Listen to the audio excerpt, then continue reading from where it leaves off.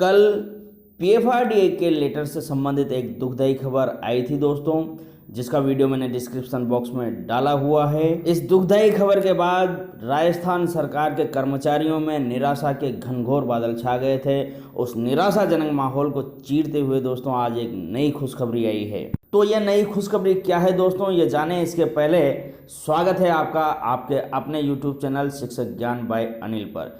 दोस्तों यदि आपने अभी तक हमारे इस चैनल को सब्सक्राइब नहीं किया है तो लाल कलर से लिखे हुए सब्सक्राइब को प्रेस अवश्य करें।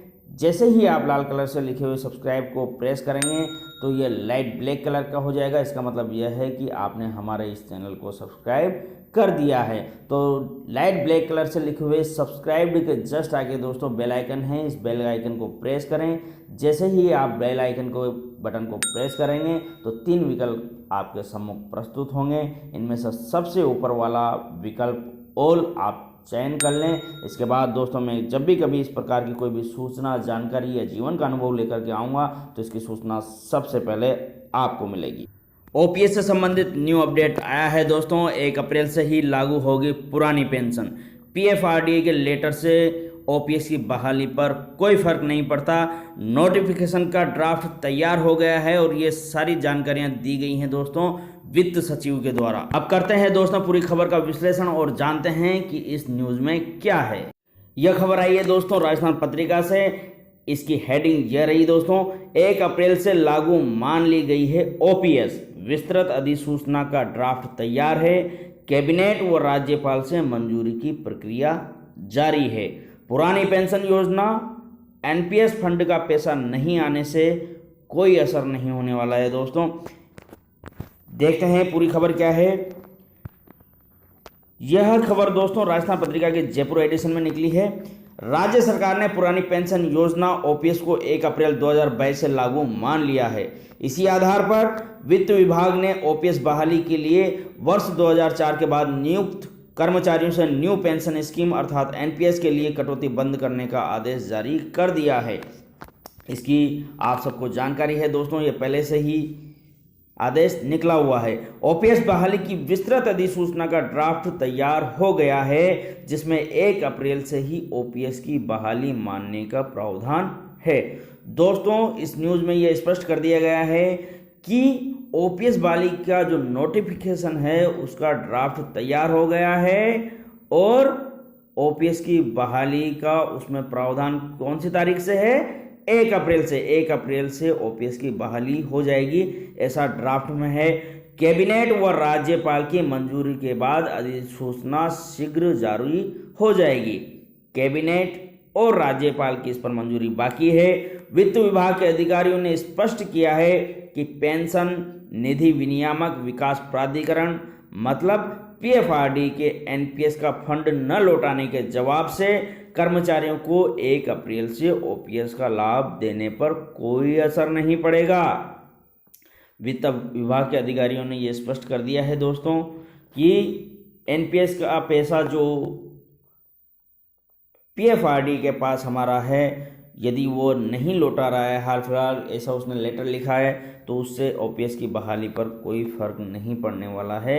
1 अप्रैल से ही ओपीएस की बहाली होगी, ऐसा नोटिफिकेशन तैयार है। राज्यपाल के हस्ताक्षर और कैबिनेट की मंजूरी होने की देरी मात्र है। इस न्यूज़ में दोस्तों आगे यह भी क्लियर किया गया है कि पीएफआरडीए से एनपीएस फंड वापसी के लिए विधिक प्रक्रिया विधिवत अधिसूचना जारी होने के बाद ही शुरू होगी। मतलब पीएफआरडीए के पास जो एनपीएस का फंड पड़ा हुआ है उसको वापस लेने की विधिक प्रक्रिया, वैधानिक जो प्रक्रिया है वो जब नोटिफिकेशन जारी हो जाएगा उसके बाद ही शुरू होएगी। अभी तक जो पत्र लिखा गया था वो बजट घोषणा के संबंध में केवल सूचनात्मक था और पीएफआरडीए ने जवाब में एनपीएस के कानूनी प्रावधान का हवाला दिया है। वित्त विभाग के अधिकारियों का कहना है कि पीएफआरडी के जवाब में जो कहा है वह कानूनी प्रावधान तो सरकार को पहले से ही पता था। इस जवाब को लेकर शुक्रवार वित्त विभाग से अधिक कर्मचारियों में चर्चा रही। कुछ कर्मचारी संगठन भी पीएफआरडीए से आई जवाबी चिट्ठी से भ्रमित हो गए। दोस्तों ये तो बात बिल्कुल सही है कि जब यह न्यूज़ अखबारों में आई तो इससे सभी व्हाट्सएप ग्रुप जितने भी कर्मचारियों के उनमें हंगामा सा हो गया। कोई केंद्र सरकार को इसके लिए कोसने लगा, तो राज्य सरकार को कोई कोसने लगा कि बिना सूचना बिना तैयारी के घोषणा कर दी गई। तो दोस्तों फिलहाल जो कल इधर उधर की बातें हुई है उन सब पर अभी हाल फिलहाल विराम समझें इस न्यूज़ के बाद में कि ये सब केवल आपसी बातें ही हैं। अभी नोटिफिकेशन का ड्राफ्ट तैयार हो गया है, नोटिफिकेशन तैयार हो जाएगा, उसके बाद में राजस्थान सरकार जो आपका एनपीएस का पैसा है उसको वापस लेने के लिए विधिक प्रक्रिया प्रारंभ करेगी। कर्मचारियों के मन में उठ रहे सवालों को लेकर राजस्थान पत्रिका ने वित्त सचिव नरेश कुमार ठकराल से बात की है। दोस्तों राजस्थान सरकार के वित्त सचिव हैं नरेश कुमार ठकराल जी, उनसे राजस्थान पत्रिका ने बात की है। तो उसमें क्या आया है देखें दोस्तों। कर्मचारियों के मन में उठ रहे सवालों के जवाब। कर्मचारियों का सवाल, क्या राज्य सरकार ओपीएस की बहाली नहीं कर पाएगी? कल दोस्तों व्हाट्सएप पे बहुत चला है, क्या राज्य सरकार ओपीएस की बहाली नहीं कर पाएगी? भाई उसके पास तो ऐसी बातें भी चली है कि भाई राज्य सरकार के पास अधिकार नहीं था तो उन्होंने घोषणा क्यों करी, ऐसी बातें।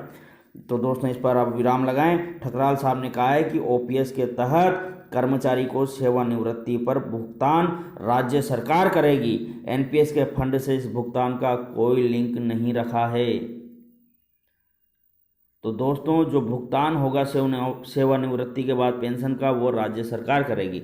एनपीएस के फंड का इससे कोई लेना देना नहीं है। एनपीएस का पैसा जो फंसा हुआ है पीएफआरडीए का, उसको निकालने के लिए राजस्थान सरकार प्रयास करेगी और उसके लिए विधिक प्रक्रिया अपनाएगी। आता है तो बहुत अच्छा है, स्वागत है। नहीं आता है, यदि पैसा, भगवान ना करे कि ऐसा ना हो दोस्तों, परंतु मान भी लेते हैं कि नहीं आता है वो पैसा, तो भी ओपीएस की बहाली होगी, यह यहाँ पर स्पष्ट है। इसके लिए राजस्थान सरकार और राजस्थान के मुख्यमंत्री महोदय श्रीमान अशोक गहलोत साहब का बहुत बहुत धन्यवाद और आभार। कर्मचारियों का सवाल, क्या 1 अप्रैल से ओपीएस की बहाली नहीं होगी? तो ठकराल साहब ने इस पर कहा है कि ओपीएस की बहाली 1 अप्रैल से ही होगी। विस्तृत अधिसूचना में ओपीएस बहाली की यह तारीख ही तय की गई है। दोस्तों नोटिफिकेशन इसका तैयार हो चुका है, तो जो तैयार हो गया है उसी की बात यहाँ पर ठकराल साहब ने कही है कि उसमें ओपीएस बहाली की तारीख 1 अप्रैल ही तय की गई है। कर्मचारियों का तीसरा सवाल जो महत्वपूर्ण सवाल है वो यहाँ पर पूछा गया है, क्या मुख्यमंत्री ने ओपीएस बहाली की बजट घोषणा करके कर्मचारियों को भ्रमित किया है? तो इस पर वित्त विभाग का कहना है कि पीएफआरडीए से एनपीएस फंड लौटाने का जवाब न में आने वाला है, यह पहले से ही आभास था। अधिसूचना जारी होने के बाद एनपीएस फंड वापस लेने की विधिक प्रक्रिया शुरू होगी। तो दोस्तों इस खबर से फिलहाल ये तो स्पष्ट है कि ओपीएस की बहाली होना तय है। ये बात अलग है कि पीएफआरडीएस में जो आपका हमारा पैसा फंसा हुआ है तो उसको निकालने में थोड़ी दिक्कत आ सकती है। तो कर्मचारियों के संगठन सभी मिलकर के ऊपर केंद्र सरकार से भी इसके लिए आग्रह करेगी, तो हो सकता है कहीं ना कहीं इसमें पैसा वापस आने में भी राहत मिलेगी।